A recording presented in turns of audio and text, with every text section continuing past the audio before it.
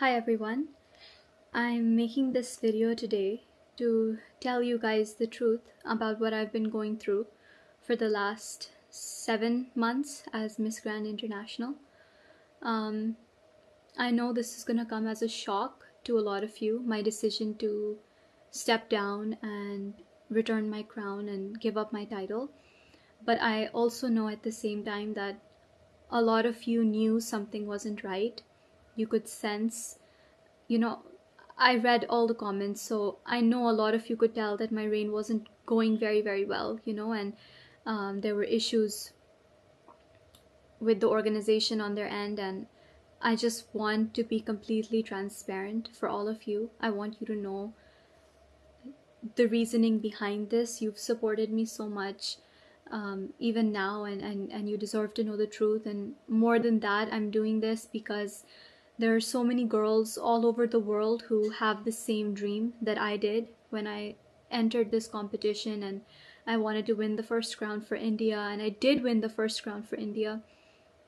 And I want those girls to know the truth about this organization, about the people who have created this system, and I want them to understand what they're signing up for.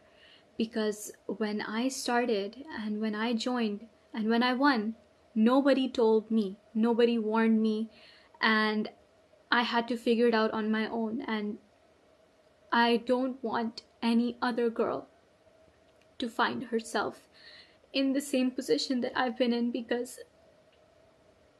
these have been the worst few months of my life. I have been at rock bottom. The last time I was truly happy was the night I won.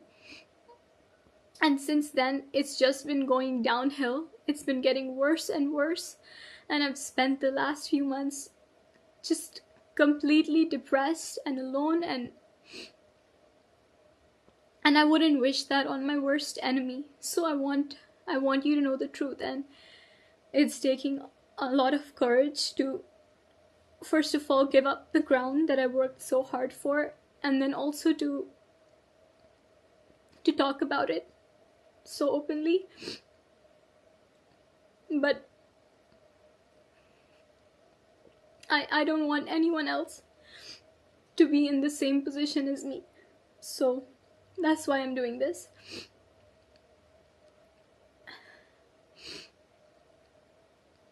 You all know how much effort I put into this dream of winning, how hard I worked from the beginning. And that's true for so many girls who join. And all I've gotten in return is just constant harassment, mental torture, mistreatment, and it's on a systemic level. Like, I don't think they can ever change this. So I want you to know what I've gone through, and I want you to know how much I've been silently struggling behind my smile. And I know it's seemed like everything is okay, but like, you have to make it look that way when the whole world is watching you and there's always just cameras on you. It's like you have to seem like everything is okay, but I want you to know the truth now. And I'm gonna tell you everything in this video. First of all, when I joined the competition, I had absolutely no idea that countries were paying for votes, okay?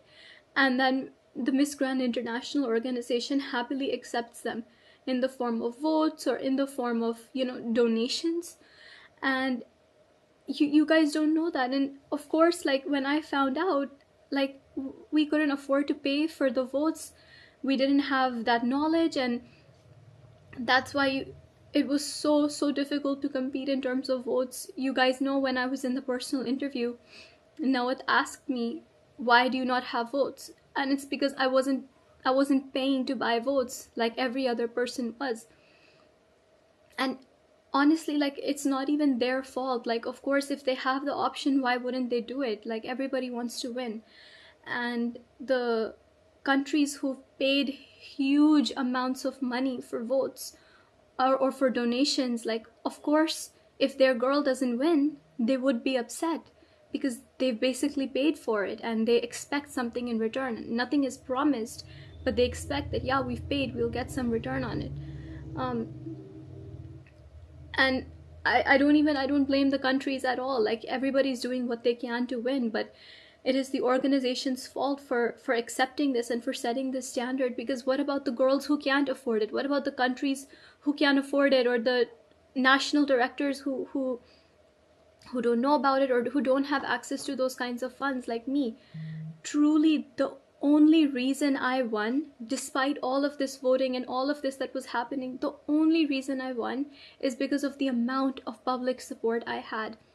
I mean, I think about it now and it still gives me goosebumps, the way people cheered for India, and the way, like, if you asked anybody, they would say they were rooting for India. And on social media and in Thailand in real life, there was just so much support for me, and I'm so grateful for that, because that is truly the only reason that I won. Honestly, I want you to think about all the franchises and the national directors who lost their licenses this year, or who gave it up or whatever. Like, it's actually insane, the number of directors who've been in the business for years and they chose to give up their license. Why do you think that is? Who do you think the problem here is, the common problem? I mean, truly, it is impossible to work with the Miss Grand International organization. The way they are, the way they treat people, they only care about money. Like, that is their only thing. And I'm gonna get into that a little bit more. But it made so much sense to me later on when I saw that so many people were dropping their licenses, because nobody wants, even after winning, nobody wants their girls to be in this kind of position, you know? And I had no one to tell me, you know, but I need to be the person who speaks up for what the truth is, and who puts honesty and integrity above my own image. And that's what I'm trying to do today. I've been in Thailand for many months. As you know, I won in October, and then I stayed the whole month of November and 2 weeks of December. And then I was also there for more than a month, all throughout March. So I've spent my fair share of time over there. And during that time, I mean, it's unbelievable how they treated me. They couldn't even provide me basic amenities.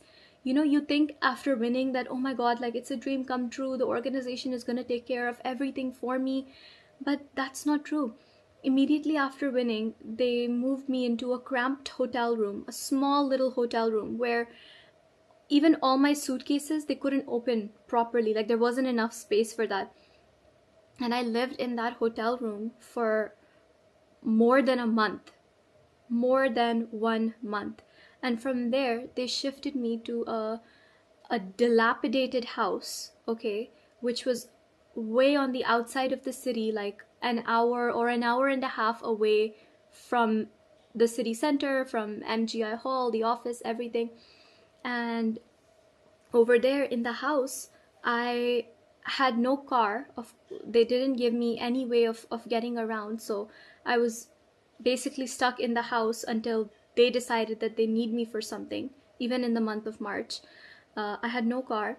They did not give me access to, like, a Thai phone number or anything, so I had to buy a phone over there.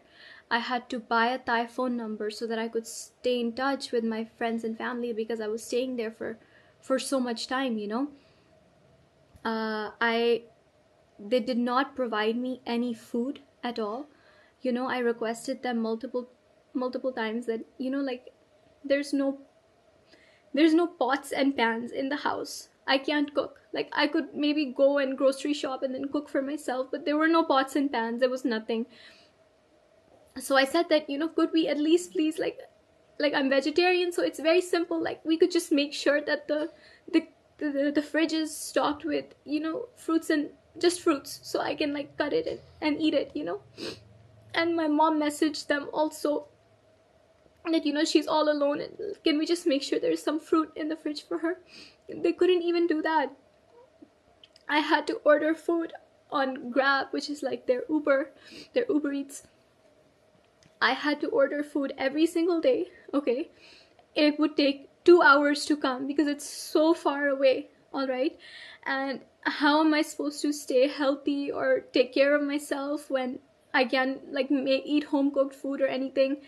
And it was it was just so bad. Like most days I would either end up eating whatever junk I had, or I wouldn't order food because it's so far away that the drivers would end up canceling, And I requested multiple times, I have the messages like, please, can we make sure there's food? Like, it's their responsibility, I'm there with them, with that organization. They should at least make sure that they're giving their queen food to eat, if not meals or something. And I didn't, like, I couldn't keep pushing, so I dropped it, and that's how I spent my weeks over there. It was so difficult. And then of course, like, they have a problem. Like, I asked them, I'm living here for a long time, like I need access to a gym maybe or something, because obviously you have to keep taking care of yourself, like that's the job, but they didn't arrange that for me. They couldn't. I had to beg and beg and beg for them to give me a yoga mat, until one of the people working for them gave me his like personal yoga mat from his house, so I could do some like workouts over there. And then at the same time, they were hounding me and like constantly just talking about my weight and my body all the time. I remember one time, like, they sent their representative to me, and he just comes up to me and he starts pinching me in different places, and he's like, oh, you need to lose weight here, you need to lose weight here. And like that, what am I supposed to say to that, like that?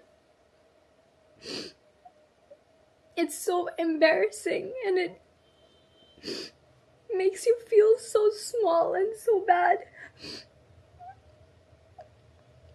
And I understand, like, obviously I have to stay fit for the job, I have to stay in shape, but it's so difficult, like, when you don't have access to anything and you're just locked in a house basically all day long, like, what are you supposed to do? There were days at a time when nobody would message me from their team. They just kind of left me in that house. They just left me there. There were no events. They called me to Thailand. There were maybe 3 or 4 events. And I was there for a month. So what do you think I did? And like, everybody's asking me, why aren't you posting anything, Rachel? Why are there no updates from you? And I would just say, oh, I'm really bad at it, or I'm sorry, but the truth is, what should I post? What should I post? That I'm sitting here in the house, like, there's nobody to take pictures of me, there's nothing to do, I'm just sitting here, I'm depressed, there's like nothing to do, like, I mean, and nobody knew, and it was just a really, really, really difficult situation. I love Thailand, I love my Thai fans, but being there was so difficult for me.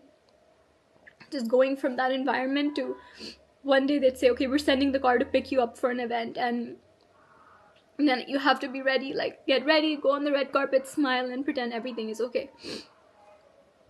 And I never spoke with the team. I never spoke with Nawat or Teresa. We literally would meet on the red carpet and just smile and pretend like everything is okay, and like we're best friends, and they're Papa Nawat and Mommy Teresa and me, and we're just one happy family, but the truth is, they don't know if I'm frankly alive or dead until we meet on the red carpet and smile for the cameras together. That's all they care about, is getting that picture. And it's just such a false narrative, because you guys are so sweet and you keep saying, oh, you look so happy together, you look so like they're really taking care of you, and like, it's just not the truth. And I kept pretending like everything is okay, but there's only a certain point I can do that until, I told them that, what, I'm here.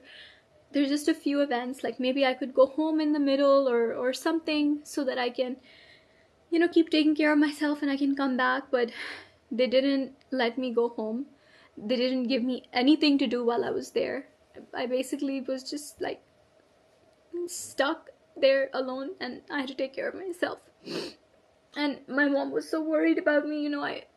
After I won, those weeks were some of the most depressing and the hardest weeks of my life, because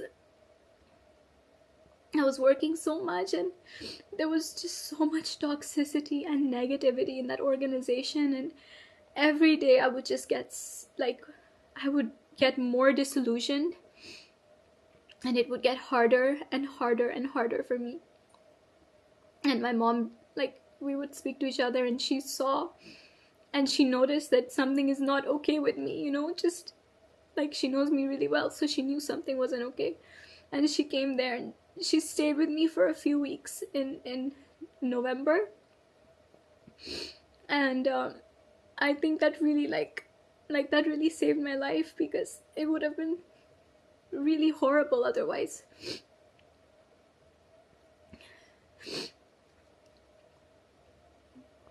There's also no safety whatsoever. And I'll explain what I mean by this. Is number one, in the house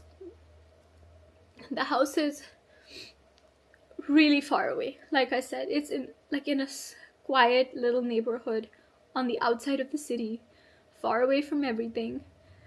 Nobody would check on me for days. Sometimes I would get a message, hey, are you okay?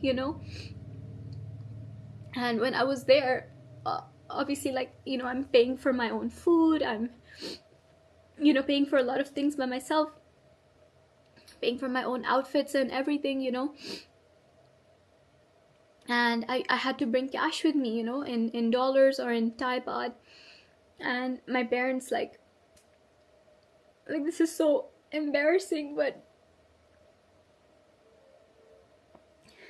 I expected after I won that I'd be able to support myself financially, with the prize money and everything. It's like a dream come true.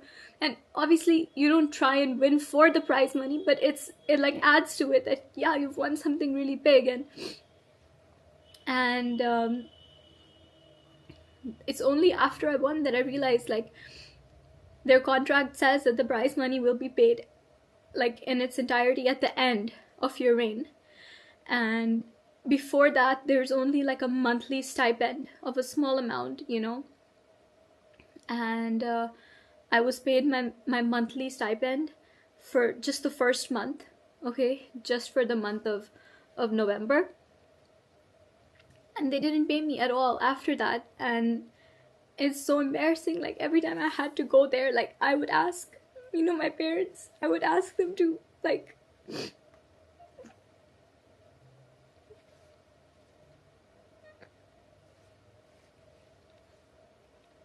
I would ask them to,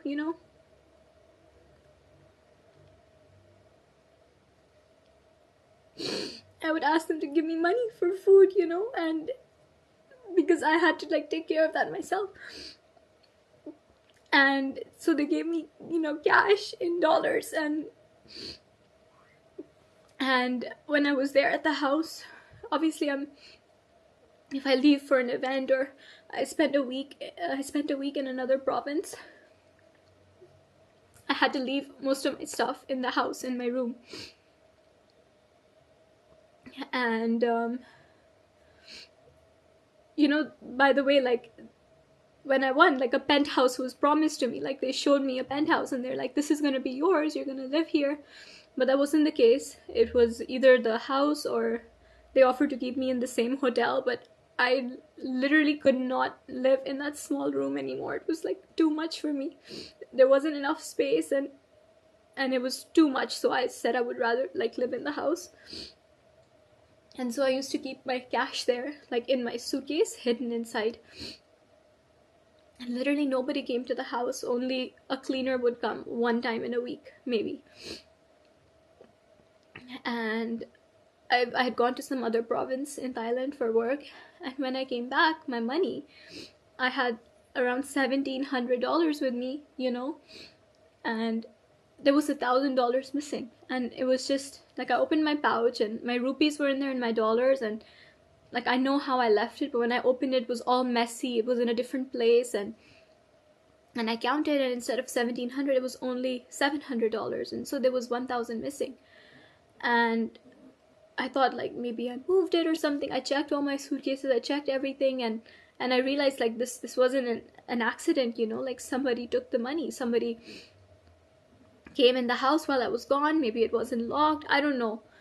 And I messaged a representative and I said that, you know, this has happened, and like it's okay, it's not a big deal, but just please, like, please look into it if you can, like please let me know if there's a solution. I didn't hear anything about it. A month later I messaged again and I'm like, hi, is there any update? I was back in India by this time, and he's like, no, we're still investigating. I was like, okay. Another couple days or weeks, and I asked again, I'm like, what's the update, you know? No update on the money. And then eventually he sends me a message which is like, you know, it's we can't prove that you had the money, so you know there's nothing that we can do. And I spoke to Teresa about it and I brought up this issue with her, and it's the moment I bring it up with her, like she starts attacking me and blaming me for it. And I understand, okay, it's my fault, like I didn't lock my suitcase, okay, that's my fault. But I never imagined that something like this could happen on company property when I'm there and I'm their responsibility, you know? Like, I'm not a contestant anymore, I'm their queen, and it's their job to take care of me and make sure I'm safe and my things are safe, you know? They can't just say, okay, like, go live by yourself and take care of everything, you know? But she fully blamed me, and she said, she's like, if you go to the police, there's no way you can prove it anyways, you know? And I was like, I'm not thinking of going to the police, you know, I just want you to just try and find out, like, if anything can be done, you know? But she just wanted to blame me, and I realized in that moment that these people will never support me, you know? Like, okay, this was just money and it was just $1,000, which is still a lot, but if it were anything else, they won't support me, you know? And a little, this reminds me also, we were having dinner, Teresa, me, and some other people, okay? And Teresa starts talking about this one queen she had in the past. And this dinner, there's like 3 or 4 other people there, and she starts talking about the queen's personal life, and she's like, yeah, she lied about being sexually harassed, I don't trust her, she's a liar. And I was like, excuse me, but like, how do you know that she lied, you know? And she's like, I know it, she's a liar, she lied, nothing happened. And I was like, don't you think you should believe your queen? Like, if she told you that she was on a work trip with MGI, I don't know the whole story or who the queen was, but apparently she was on a trip to South Sudan with MGI, and she got sexually harassed by the general manager of the hotel. And she told Teresa, and Teresa says, I asked the general manager, he said nothing happened, I just dropped her in her room. And I realized in that moment that poor girl was probably sexually harassed, and she told the only people who she had at that time with her, who was Teresa. And they didn't believe her. Like, okay, first of all, how do you prove that something like that happened? It's very difficult, that's very complicated. But if you tell your organization, like, they need to believe you, you know? Like, you call yourself mommy for a reason. You need to at least believe your queen and not shit talk her years later at a table with random people, you know? And I realized I would be the next girl. Like, if anything ever happens to me on one of these trips, God forbid, anything. This money is one example.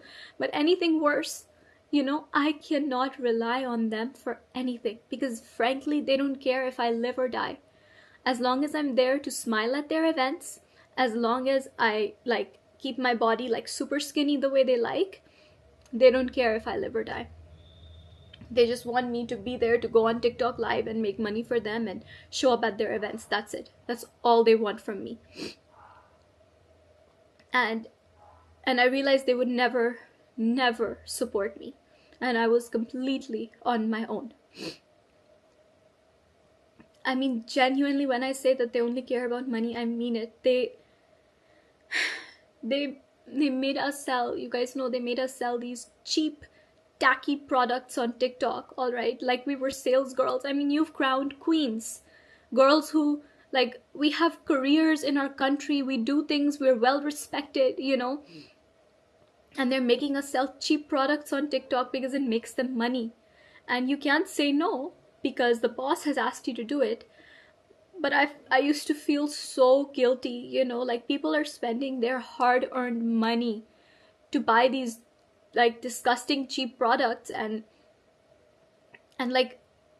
nobody like nobody has the power to say no. Like if they say, hey, we need you here for TikTok live, you just show up and you do the TikTok live. That's it, you know?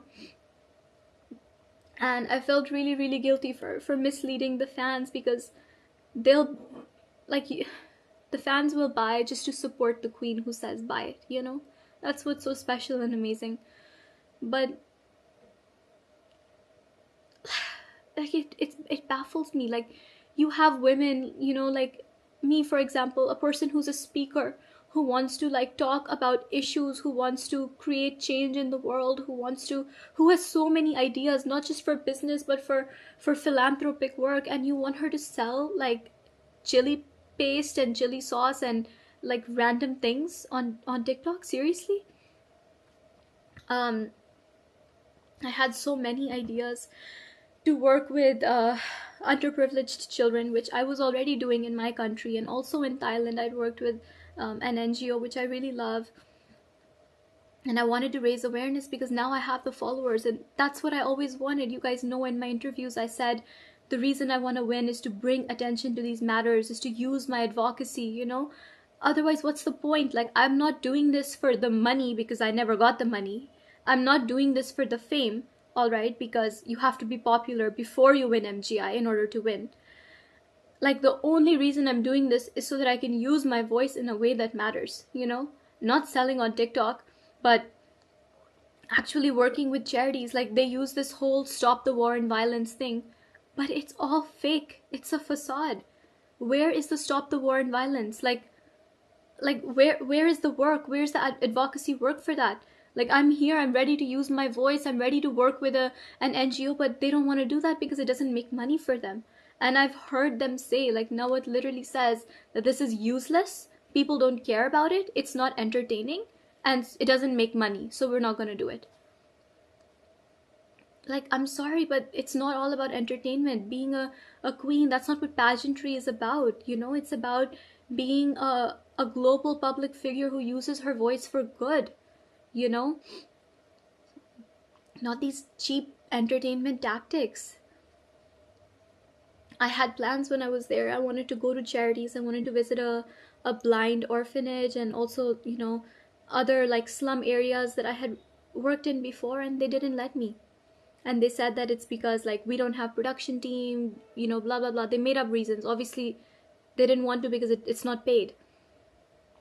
And I said, I don't need production team, like my day is free, I'll just go there and, you know, I'll be able to like bring some attention to the cause. And they said no, like you can't.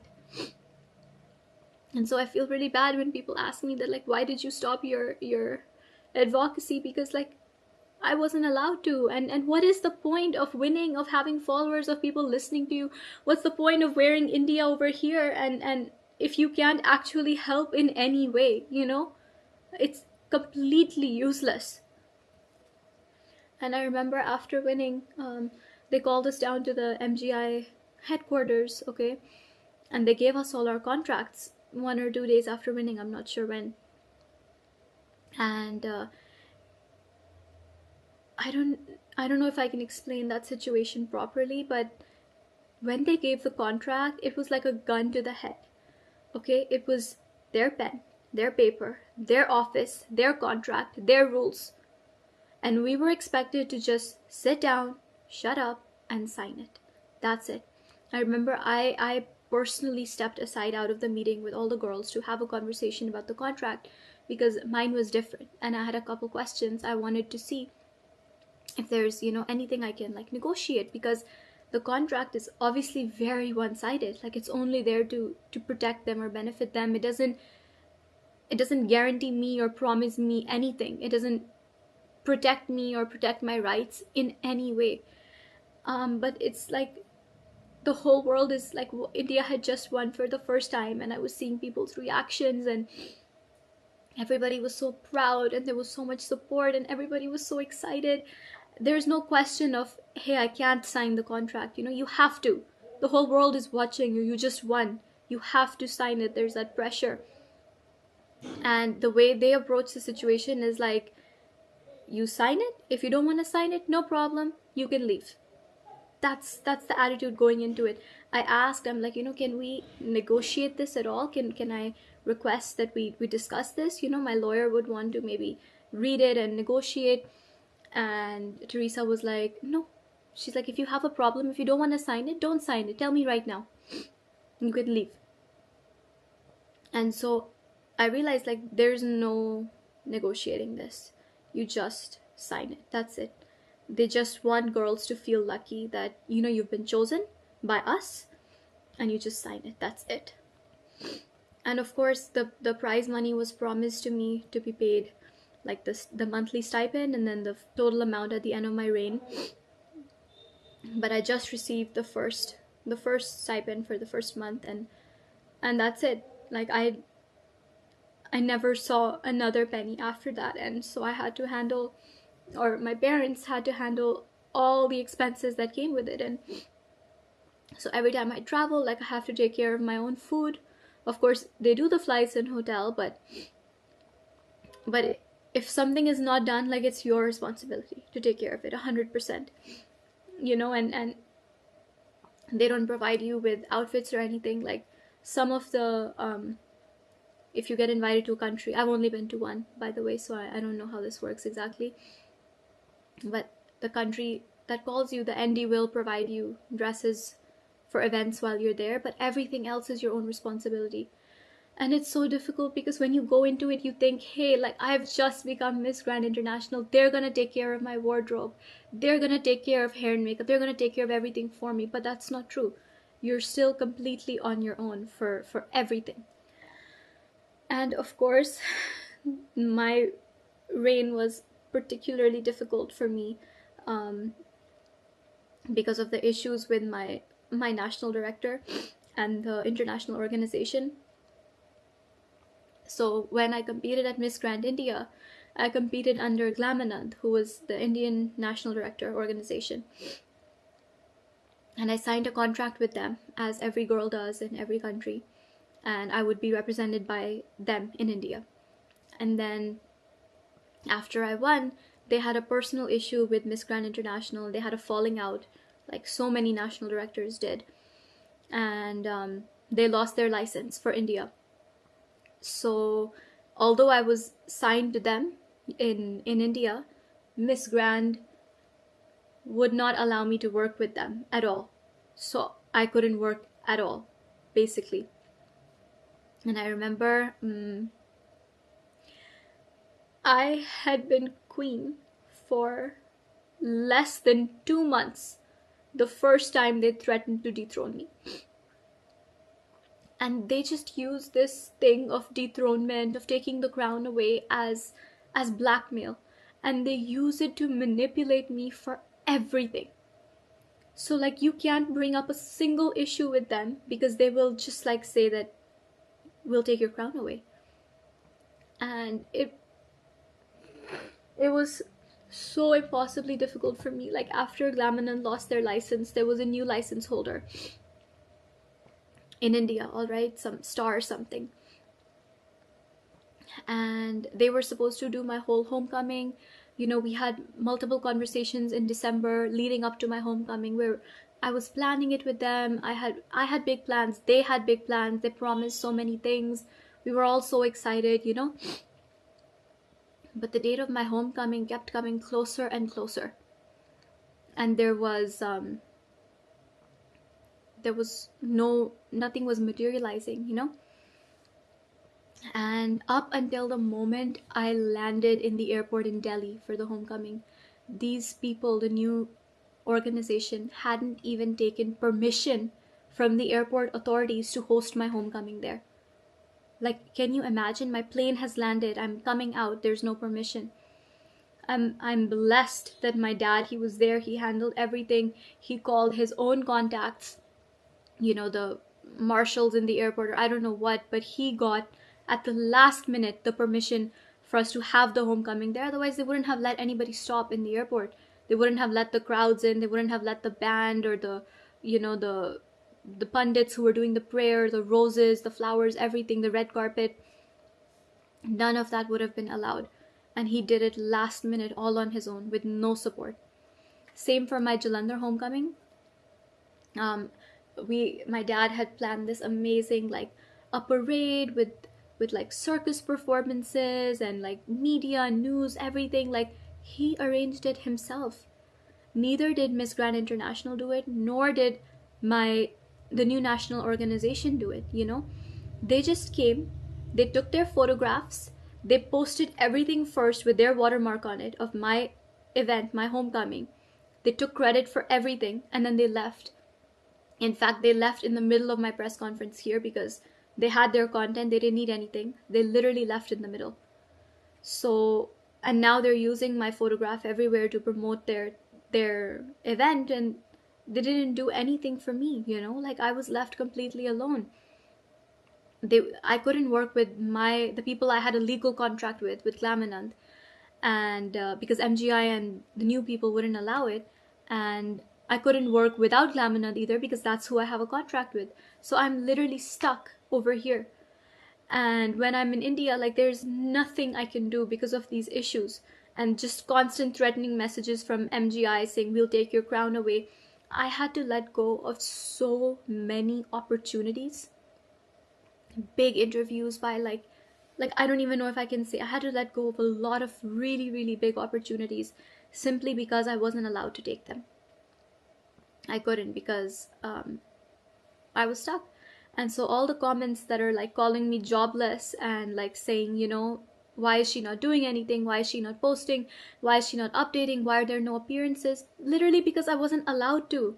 And can you imagine how difficult and stressful it was for me? Because when you win, you expect your life to change overnight. That's what I expected. You expect that everything is going to be perfect and you're going to get all these opportunities and offers and it's all going to work out. But that's not the case. That is not the case at all. And I had to struggle and fight, and I had to sit home and do nothing because I had to say no to everything that was offered to me in India. So whatever duties were given to me by MGI, I did all of them. I was at every event. I did everything. I did not work outside of them at all. All right. At most, I would do 1 or 2 unpaid things because, like, I'm not getting paid, so I'm allowed to do it, But other than that, I would just do nothing. And this was like the hardest thing of all, hard to explain to all of you. Like, it feels like such a weight off my shoulders now to be able to tell you this, honestly. I was so excited to travel. Also, their favorite sentence to use is more than 20 countries. You're going to travel to more than 20 countries. What traveling? Like, I'm sorry, but it's May. It's May. I've been queen for 7 months, all right? And I have traveled to 1 country with MGI, just 1. That's the Czech Republic. That's it. I mean, these, like, girls go into this. I went into this thinking, hey, I'm going to get the opportunity to travel around the world, to be an ambassador, to do this, that. That's what they used to advertise themselves, right? But look at it. It's May. It's been 7 months. I have a few months left of my reign, and there's no traveling. And yeah, they've said that there's maybe some countries coming up, but how am I supposed to do it when I know that A, I'm not protected, and B, like, I don't know that anything is final, and C, I have to pay so much, like, on my own when I'm there, And it's such an unsupportive environment. And I feel really bad because I was supposed to be in Guatemala right now. The national directors of Guatemala had invited me there, and I feel bad that I wasn't able to go. But I had been talking to Miss Grand International. I had been talking to them before, and I told them that, I'm facing all these issues, and please resolve these issues for me. Otherwise, I won't be able to go to Guatemala. Like, I said that. I was very clear on that, And all I got in response was aggressive threats. That's it. They said, we're going to go to the police. We're going to do this, that. We're filing a case against you. And all I wanted was for them to say, you know what, Rachel, I'm sorry you're having a difficult time. We're gonna look into it and we're gonna make sure you don't have any problems. That's it. Like, I've done everything that was asked of me. All I needed is a little bit of support, a little bit of of knowing that I'm not in this alone and that the organization is with me. But they're not. They only care about making their money. I know that Nawat publicly blamed my passport, for me not traveling a couple months ago. He said that Rachel's not traveling because she has issues with her passport and she's applying for lots of visas. Like, that's not true. Okay, I understand an Indian passport might not be the strongest in the world, so it's easy to blame, but me personally, I have 10-year visas for the US, UK, Canada, all right, which basically grants me access almost everywhere in the world. And I applied for my Schengen visa the day they told me to. I applied and I got my Schengen visa for 3 months within like 6 days. So that's not the reason I wasn't traveling for so many months, is because I'm struggling with my passport. It's because there were no travel opportunities for me. And another reason I hear a lot is people think that Rachel can't travel on her own. I would be more than happy to travel on my own if they present the opportunity to me. But they didn't. And I've been here, I've been ready to work, ready to be queen, ready to actually have the reign that was promised to me. But like, I'm not being offered those opportunities. Like, I've only been to one country. That is so shameful and embarrassing. And even that trip, like, I will never forget my trip to the Czech Republic, because the Czech team is so nice and sweet and amazing, and they put on an incredible event over there.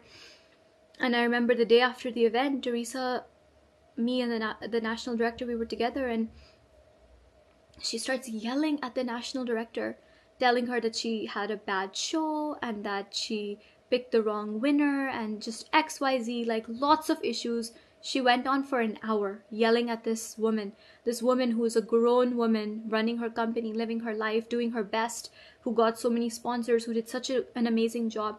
And she yelled at her until she cried. And I realized in that moment, like, if Teresa can yell at this woman like this, like, what am I for her? I'm nothing. What are any of her queens to her? They're nothing. They call themselves Mommy Teresa and Papa Nawat, but you can't just call yourself mom and dad. Like, you have to act like it. You have to protect your daughters. You have to be there for them. I'm sorry, but they couldn't be the furthest thing from parents. They are cold-hearted business people. They just want to extract your use, make money off of you, and that is it. That's all they care about. And the other thing they care about is how you look. That's it. I remember after winning, the first time I sat at an event with them for Miss Grand something, whatever, I don't remember which one it was, but the girls were performing on stage, and I was so excited that I'm finally sitting on the other side of the stage. I'm not on the stage, I'm on the other side, and it's such a proud moment for me. And I was sitting with them, and I heard the way they speak about these girls who they're giving their heart and their soul performing on stage the way all of us do. And I was there to hear the conversations about how they judge them and how they speak about them. The kind of derogatory, body shaming, disgusting, deplorable comments they make. Like, I can't even say that on camera. I would never speak about another person that way. Saying like, oh, she's all right, but her knees are too fat, she'll never win because of her knees. Like, every aspect of the body is pointed out for every girl, all right? Like, she's too this, she's too that, this is too this too that. And I don't know about you, but like, I can't sit through that. I was so excited to be there and be on that side of the table, but just to hear these conversations, it really disturbed me mentally. It made me feel sick.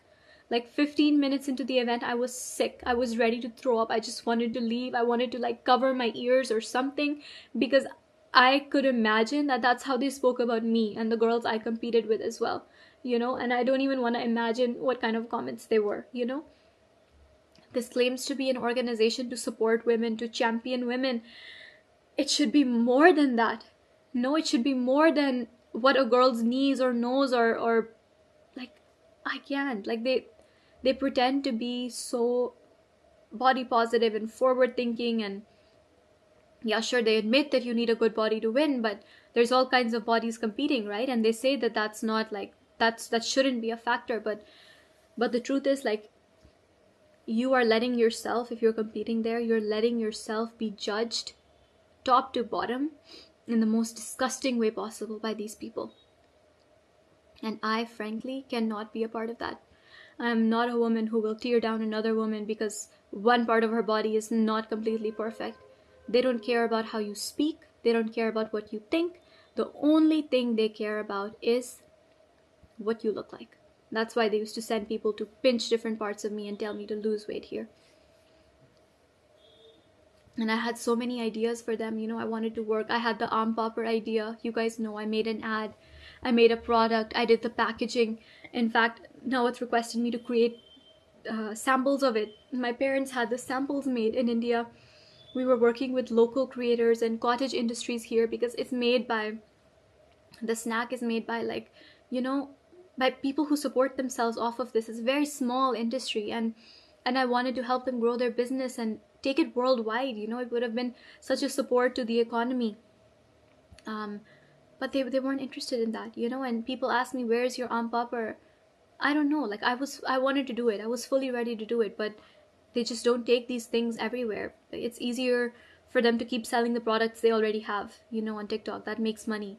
Why they don't want to invest in something else?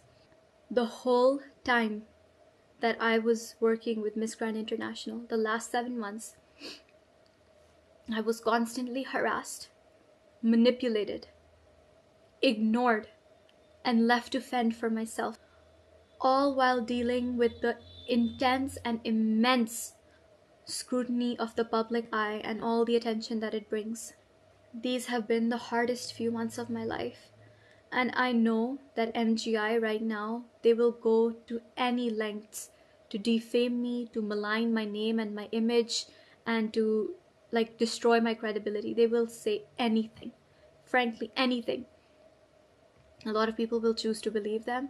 A lot of people won't. I hope you see for yourself and you recognize the pattern of disrespect and the systemic failures in their system.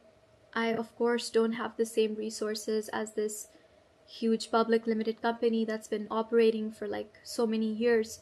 But what I do have is the truth. I have integrity. And I will stand by that. And I will stand by myself. I have the strength and support and love of the fans. And that's what matters more than anything. Don't forget, alright, if you're a person, a fan who supports this pageant or supports any pageant, you have the power to decide where people's attention goes. With every post you make or every view you give, you decide what makes a bigger impact in the world and what doesn't.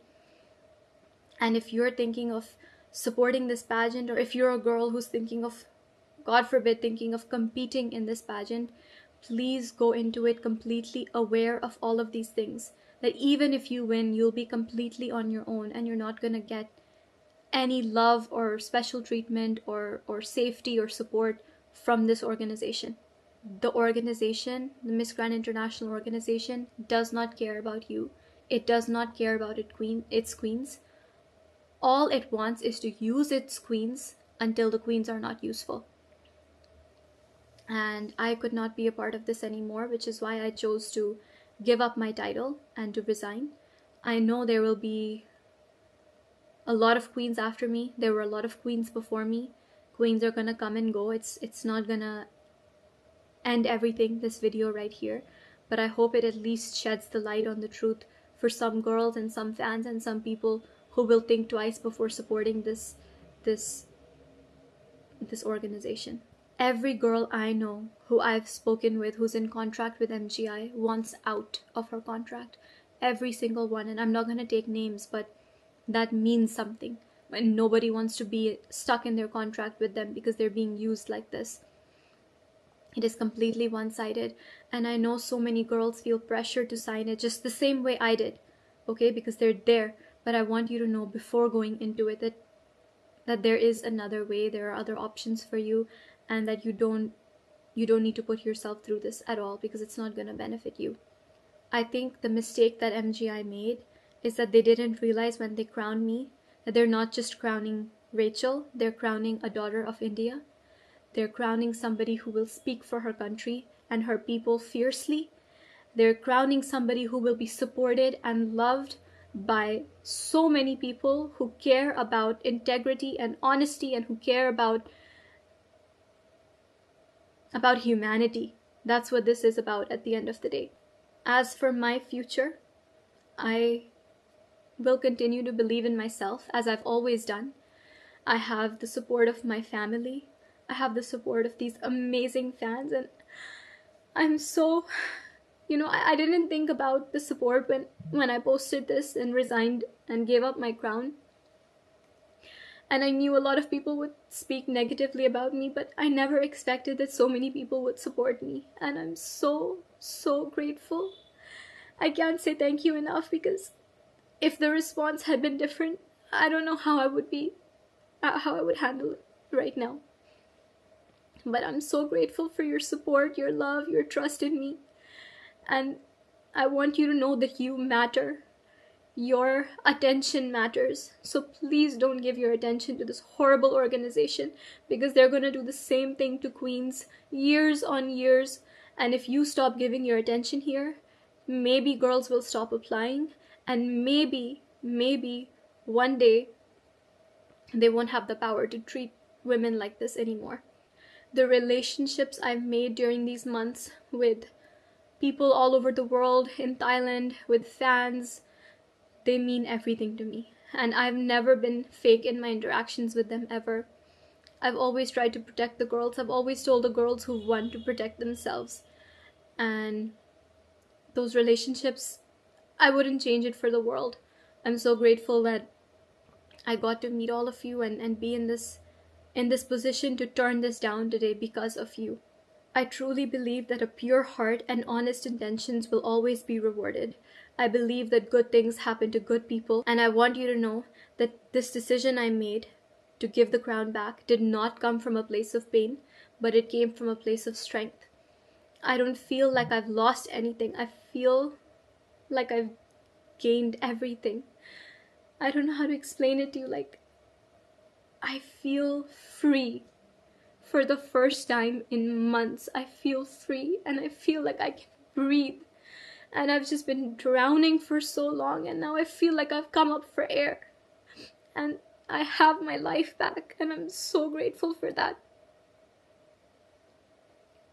And no matter what happens, I hope that I've at least helped one or two people by sharing this and being honest with you today. And I just want to say that I'm really grateful. Thank you so much for your love and support. And I love you so much. And there's only up to go from here, and we're going to do bigger and better things in life. Thank you again for your love. I love you so much.